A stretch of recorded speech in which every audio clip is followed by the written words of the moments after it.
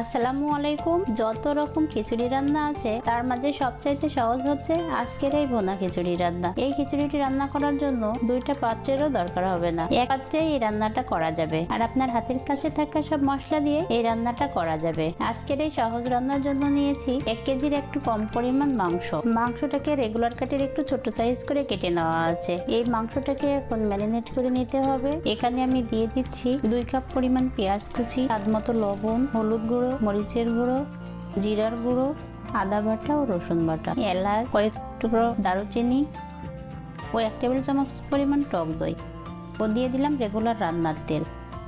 সবগুলো উপকরণ এবার আমি হাত দিয়ে ভালো মতো মাখিয়ে দিচ্ছি। এটাকে সুন্দর মতো ম্যারিনেট করে রাখতে হবে এবং কিছুক্ষণের জন্য এটাকে রেস্টে রেখে দিলাম। আমি বেশিক্ষণ রাখলাম না, কারণ এটা ইফতারের জন্য বানাবো, সময় হয়ে যাবে, তাই আমি এটাকে 5 মিনিটের জন্য ম্যারিনেট করে রেখে দিলাম। আর চুলায় একটা প্রেসার কুকার বসিয়ে দিলাম। প্রেসার কুকারটা একটু গরম হয়ে গেলে ম্যারিনেট করা মাংসগুলো এতে দিয়ে দিচ্ছি, দিয়ে এটাকে নাড়াচাড়া করে নেব। মাংসের পেঁয়াজ থেকে কিছুটা পানি বের হবে। এই পানিটা যতক্ষণ শুকিয়ে না যায় ততক্ষণ পর্যন্ত ভালো মতো নাড়াচাড়া করে নেব।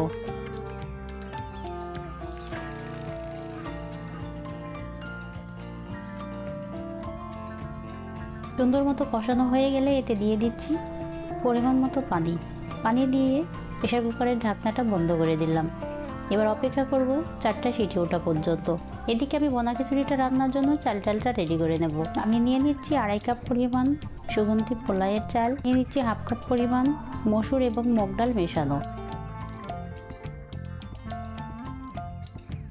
এবার এটাকে পানি দিয়ে ভালো মতো ধুয়ে নেব।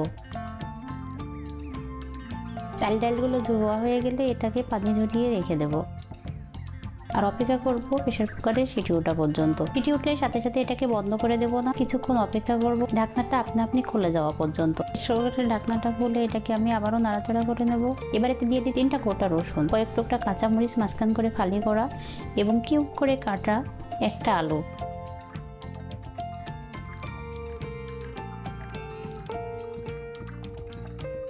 দিয়ে দিচ্ছি কিশমিশ, আগে থেকে সিদ্ধ করে রাখা ছোলা। সবগুলো উপকরণ দিয়ে আমি ভালো মতো নাড়াচাড়া করে নেব। এমনি পানি ঝরানো চাল ডালটা এবার দিয়ে দিলাম, দিয়ে আবারও ভালো মতো নাড়াচাড়া করে নিতে হবে। প্রেসার কুকারের তলাতে যেন লেগে না যায় সেদিকে খেয়াল রাখতে হবে আর এটাকে অনবরত নাড়াচাড়া করে ভালো করে ভেজে নিতে হবে। এই চালটা যত ভালো করে ভাজা হবে বোনা খিচুড়িটা ততটা ঝরঝরে হবে। আমি অনবরত নাড়াচাড়া করে নিচ্ছি।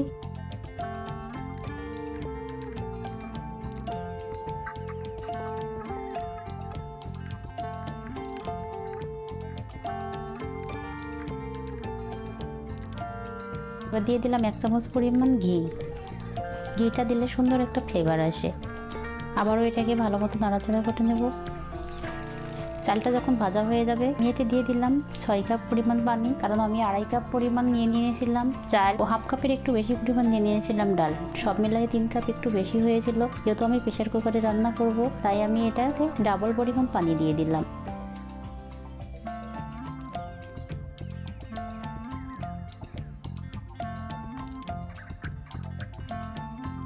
কিছুক্ষণ অপেক্ষা করলাম এটার বলক আসা পর্যন্ত। বলক আসলে এতে দিয়ে দিচ্ছি ধনিয়া পাতা কুচি দিয়ে নাড়াচাড়া করে এবার প্রেসার কুকারের মুখটা আবারও ঢাকনা দিয়ে ঢেকে দেব।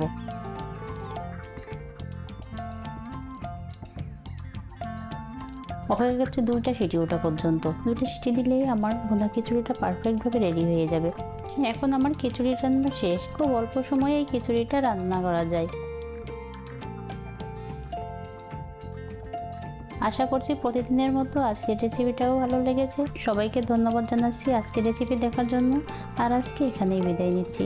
আল্লাহ হাফেজ।